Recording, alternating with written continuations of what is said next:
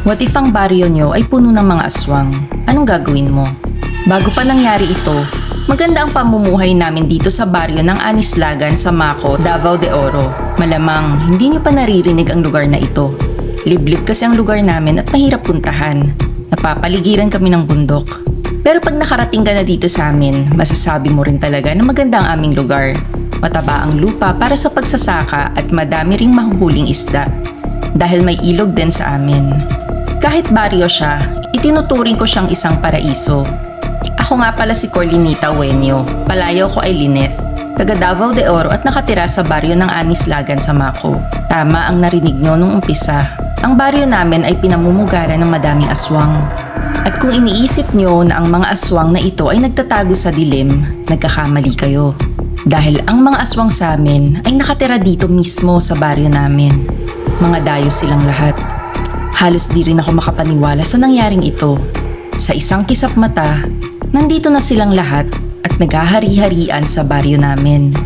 Sinalakay nila ang aming baryo noong November 1, 2022. Sinubukan naman naming lumaban kasama ang panganay namin na si Kuya Daniko. Merong ding sumubok tumakas at magsumbong sa kabilang baryo pati na sa bayan. Pero lahat sila ay namatay. Sadyang malakas ang grupo ng mga aswang na ito. Pagkatapos nito, nanirahan na sila sa amin. At sa kasamaang palad, ginawa kaming mga alipin. Kontrolado nila ang pulis at barangay dito. Ang mga aswang na ito ay isang grupo pala ng kriminal. Ang pangalan ng gang nila ay Kaba Gang. Ang leader nila ay si alias Bayot. Di ko rin alam kung bakit naging Bayot ang naging alias niya dahil lalaki naman siya. Barangay captain namin ay si Arlene Kaba, asawa ni alias Bayot. Kontrolado nila ang lahat ng aspeto ng buhay namin. Kaya mahirap magsumbong maski sa ibang barangay o sa bayan dahil baka patayin kami. Magaling na tracker ang mga aswang. Kaya kanilang habulin kahit ilang bundok pa ang layo mo. Ganun kalakas ang kanilang pangamoy. Kaya wala kaming magawa kundi sundin ang gusto nila. Required din kaming mag-alay ng 2 kabarangay bawat linggo para gawing pagkain nila. Hinayaan nila kami ang pumili ng pangsakripisyo. Kaya ang ginawa namin ay nagbubunutan kami kung sino ang magiging alay. At ganito na nga ang naging sistema namin. Naawa din ako sa mga inaalay. Kinakatay sila sa karinderya ng mga aswang at pagkatapos nun ay kung ano-anong luto na ang gagawin sa laman. Pero hindi pa ito ang pinakamalala sa aming barangay. Dahil nga tago ang barangay namin, malayo sa ibang municipality at bihira daanan ng pulis o militar, nagtayo sila ng shabu lab dito at ine-export nila ang mga droga sa iba't ibang mga probinsya.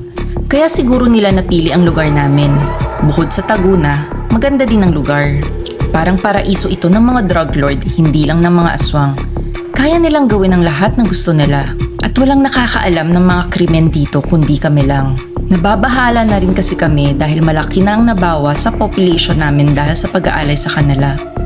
Isang araw siguro, maubos na lang kaming lahat at walang makakaalam sa nangyari dito sa baryo namin. Kahit nakakatakot at nakakalungkot na ganito ang naging tadhana namin, di ako papayag na panghabang buhay kaming ganito. Dahil wala na si Kuya Danny, ako na ang naging head of the family.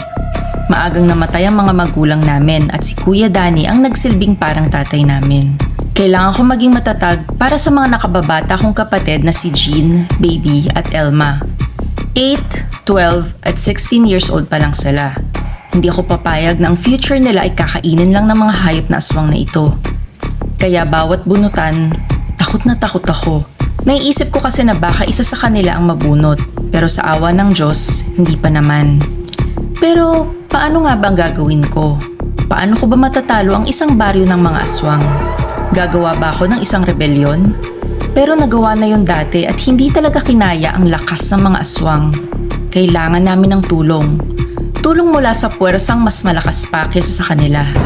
Kung gusto mong marinig ang buong kwento, buksan mo lang ang Spotify at pumunta sa podcast section. Sa podcast section, hanapin mo lang kami, Book of Bad Ideas. At makikita niyo na ang latest episode namin na Baryo ng Mga Aswang. Don't forget to rate us and follow us also para updated kayo sa mahahaba naming kwento sa Spotify.